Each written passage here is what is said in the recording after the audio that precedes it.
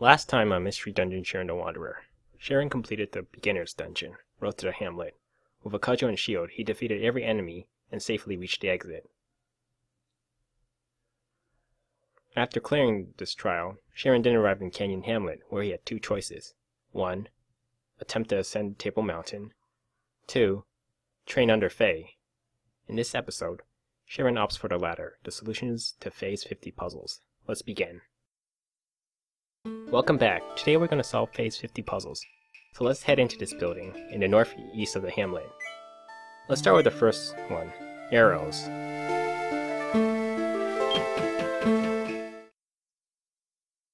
Every time a puzzle starts, we see the following on the top screen of the DS. Let's go through the contents. In the top left corner is the puzzle number. In this case, we are solving puzzle 1. In the top middle is the puzzle difficulty, which is 2. Difficulty ranges from 1 to 5, so our first puzzle is somewhat easy. Let's try not to pay too much attention to this stat. All puzzles will seem easy after we solve them. The top right of the screen specifies how many more puzzles are left. There are 50 total puzzles, so we have a long way to go. In the middle section we see a hint. In this case, the game implores us to fire arrows through a corner. We will see how this is important shortly. Finally, on the bottom, the game shows us our progress. It specifies which puzzles we have solved, since puzzles can be solved in any order. With that out of the way, let's return to the bottom screen. First, we pick up and equip the iron arrows. Next, we walk to the right and see two sleeping blade gators. The blue creature, a mammal, is paralyzed and cannot attack us. We can use the mammal with green and shoot the blade gator. Every time we solve a puzzle, Fae gives us a random reward. Rice balls are necessary to prevent hunger. This prize is not valuable enough to save, so let's start the next puzzle.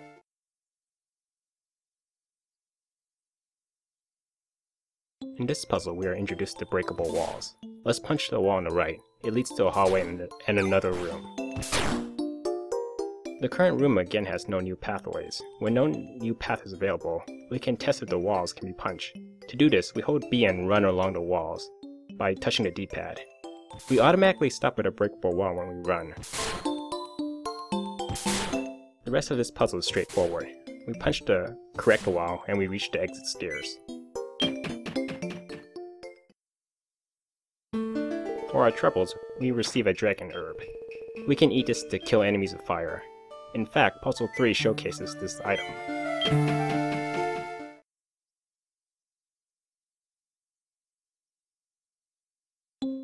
First, we pick up the dragon herb.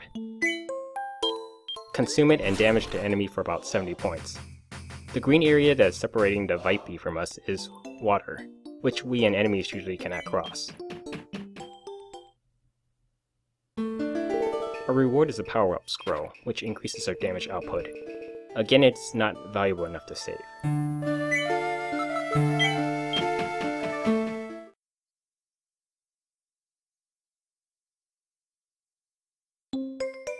This puzzle is straightforward.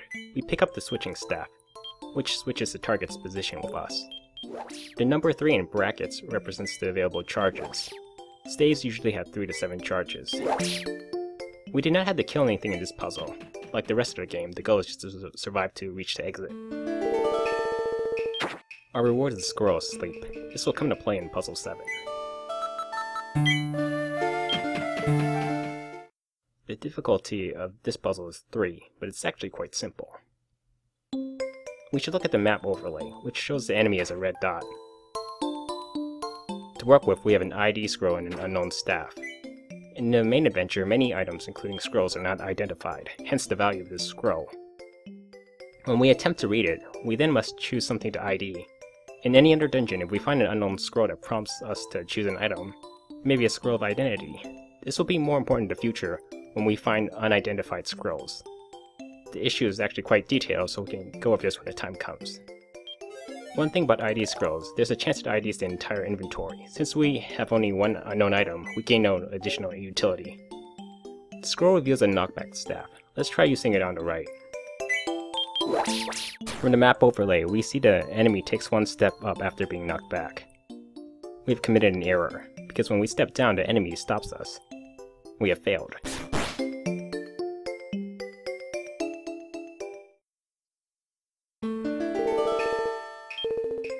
Let's try it again. The trick is to knock back the enemy in front of the lower green pond. Because most enemies cannot walk on water, the monster will not take a step forward after being blown away.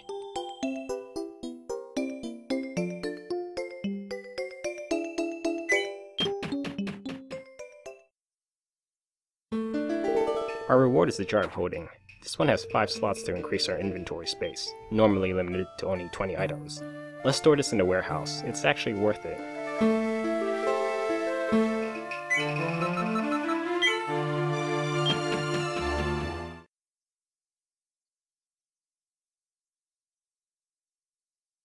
In this puzzle, we consume an Herb of Sight and try to evade our crab nemesis again.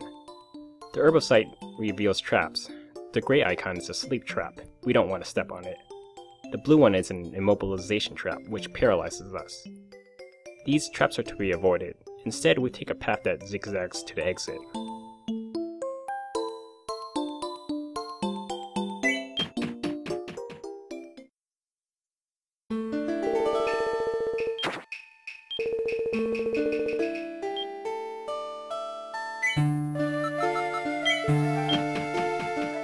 In Puzzle 4, we were rewarded with a scroll asleep. This scroll is featured in this puzzle. Immediately, we see 9 enemies, including the new evil soldier. The scroll asleep lasts for 15 turns, after which monsters become hasted, so do this one quickly. Our reward is an antidote herb, which cures poison. Again, not worth saving. Puzzle 8 is actually the least interesting of the first 10 puzzles. This is a warning. From the map overlay, we can see that we can't reach the exit. It's on the other side of the water. The Herb of Sight reveals spring traps, which warps us into other rooms on the floor. There are no enemies, so it can warp without hesitation. We must step on these rings multiple times until we land on the other side of the water.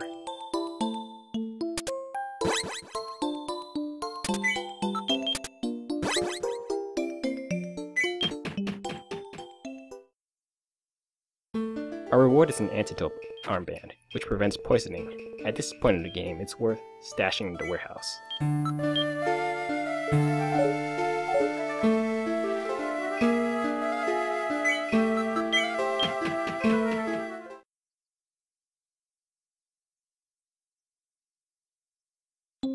Six enemies in the Pac-Man ghost house.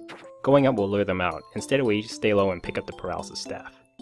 One roll away from the exit, we swing and trap the monsters.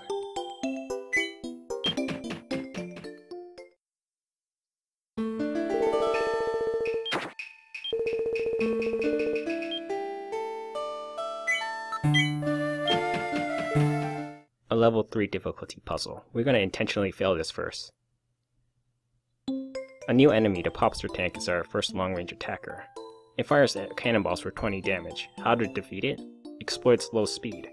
For every 2 actions we take, the tank takes 1 turn.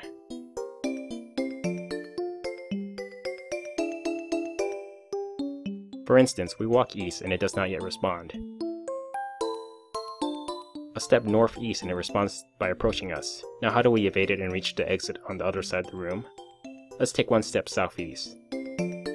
Another step east and we're blown to pieces. So let's try that again and properly evade the enemy.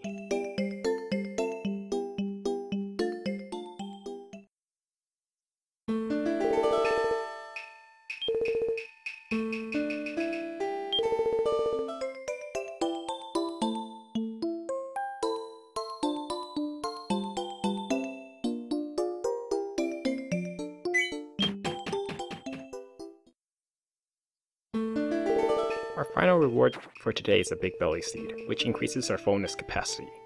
Yes, this roguelike does feature a hunger stat. Our fullness is 100 over 100. Eating the seed increases max fullness to 110. Current fullness decreases by 1 for every 10 turns. Increasing capacity is useful because we lose health points when current fullness reaches 0. That's all today for Let's Play Mystery Dungeon Shiren the Wanderer. In the next episode, we will tackle the next 10 puzzles.